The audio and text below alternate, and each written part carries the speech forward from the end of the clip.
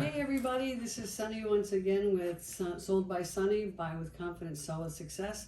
On my series, We Live Here, We Love Here, We Work Here. And today I have with me, thank you very much, Dan, or Pastor Lane, actually preferred Pastor Dan, Dan Lane from New City Church. And Pastor Dan, so many people nowadays, with the world being as crazy and topsy-turvy as it is, people are looking for something, whether it's inner peace, outer peace, peace in life, a spiritual guidance, something. What can you tell people about how do you find a church home? What do you look for in a church home, or a place that you really fit in? Yeah, it's a great question. I think the biggest thing that we're all looking for is to get back to paradise, right? Right, yeah. If you believe the story of the Bible, we started out in paradise and we were given one command, we blew it.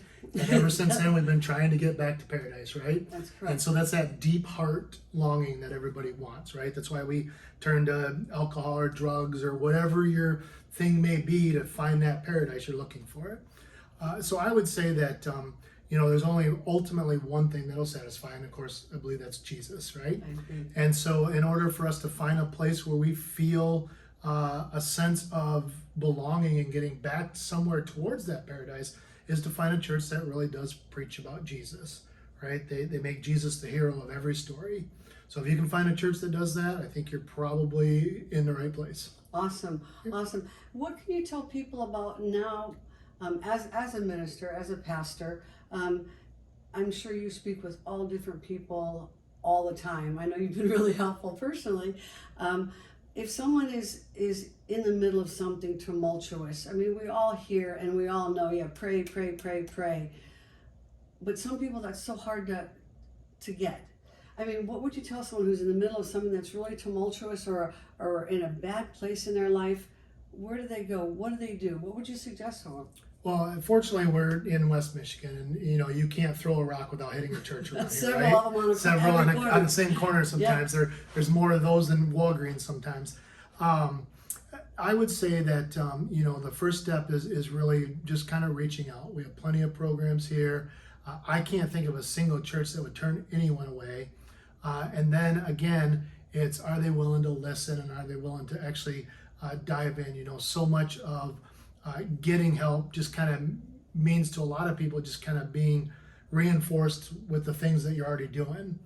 Well, typically what you're going to find in a church is they're going to probably redirect you to get you more in line with God's will rather than just going with your own will, because obviously you go with your own will, that's where you got the problems, that's how right? You ended up where you are.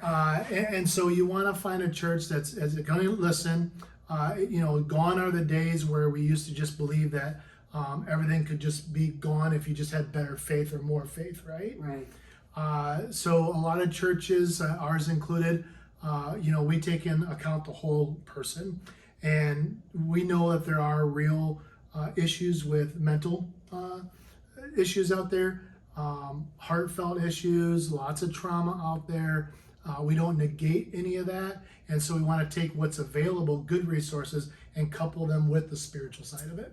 So they are not just coming to a church or a minister or a pastor if they're in the time of need just to speak with them, but you actually have the ability and resources to guide them other places that can not only you help them spiritually, but that can help them in other areas. Is that correct? That's correct. Yep.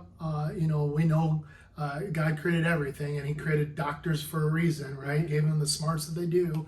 If you have a headache, you take aspirin, right? Correct. No different in the normal life. That people do face real trauma for different reasons. And so they need both the spiritual side of it, how does sin affect what I did and why I did what I did. But because there is real life trauma, it can cause real physical effects. And so we want to address that too. Like real problems. Right. Like true real problems. Yep. Awesome. What, as a minister, as a pastor, Dan, what's your biggest joy?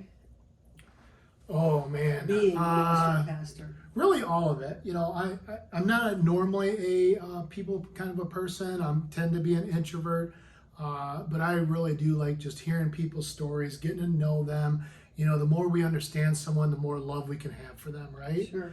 And That's one of the great things about the Bible is the Bible is one of the most raw books ever written. It doesn't hold back what humans were like back in the old days. We have this idea that somebody like King David back in the Old Testament there was this somehow perfect man of God. But if you read his story, he was anything but. Exactly. Right? And so the Bible really does understand the human condition.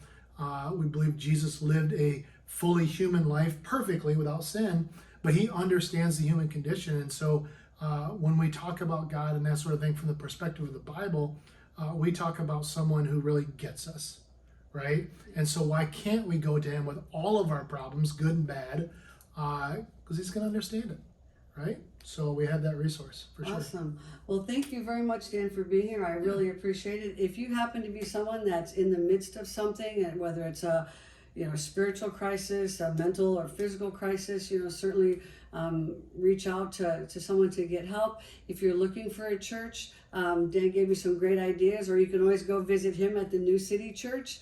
But hope you learned something today. Hope you have a blessed afternoon, and keep watching our series of We Live Here, We Love Here, We Work Here. Thank you so much. Thanks, Dan. I really appreciate it. Thank you very much. Thanks for having me.